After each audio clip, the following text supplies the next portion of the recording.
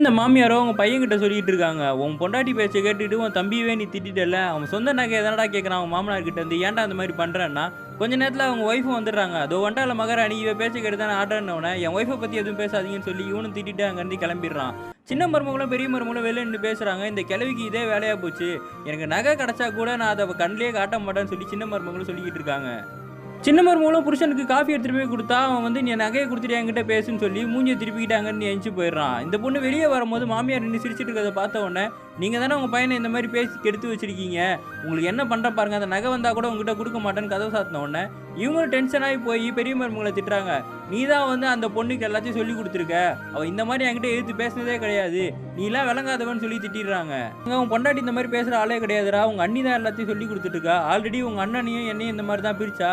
இப்போ உன்னையும் உன் பொண்டாட்டியும் என்கிட்ட இருந்து பிரிக்கலான்னு பாக்குறாடா. நீ அவள சும்மா விடாதன்னோனே இவனும் கிளம்பி போறான். அப்ப அவங்க அண்ணியும் அந்த இடத்துக்கு வந்துட்டு பேசுறாங்க. "நீ ஏன்டா உன் ஒய்ஃப் கூட பேசவே மாட்டேங்கிற? பேச திருப்பிக்கிட்டே போயிட்டு இருக்கேன்னு" கேட்டா, "நீங்க அவளுக்காக வக்காலத்தெல்லாம் வாங்கிட்டு என்கிட்ட வந்து பேசாதீங்க.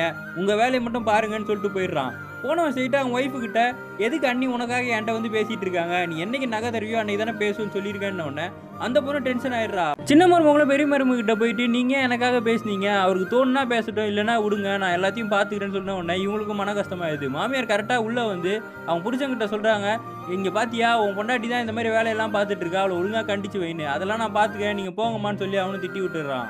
பெரிய மருமகளும் அவங்க புருஷனும் அவங்க தம்பிய கூப்பிட்டு உட்கார வச்சு பேசுறாங்க. "நீ வந்து நகைக்காக தானடா இவ்வளோ சண்டை போடுற. உன் பொண்டாட்டி பிரசவம் பண்ணா காசு தேவைப்படும் தானே நினைக்கிற. அத நாங்க உனக்கு தர்றோம். நீ இந்த பிரச்சனைய இதோட விட்டுரு. அந்த பொண்ணுகிட்ட வாய் விட்டு பேசுறா" அப்படின்னா, "அதெல்லாம் நான் பார்த்துக்கிறேன். நீங்க காசெல்லாம் தராதீங்கன்னு" சொல்றான். அந்த நேரம் சின்ன மருமகளும் பெட்டிய எடுத்துக்கிட்டு, "இதுக்கப்புறம் நான் அந்த வீட்ல இருக்க மாட்டேன். இங்க மனுஷன மனசாட்சிய விட இங்க எல்லாருமே காச தான் மதிக்கிறாங்க. நான் கிளம்புறேன்னு" சொல்லிட்டு அவ பெட்டி எடுத்துட்டு போகும்போது, அவங்க மாமியாரும் "நெனச்ச காரியம் சாதிச்சிடுன்னு" சொல்லி சிரிச்சுக்கிட்டு இருக்காங்க.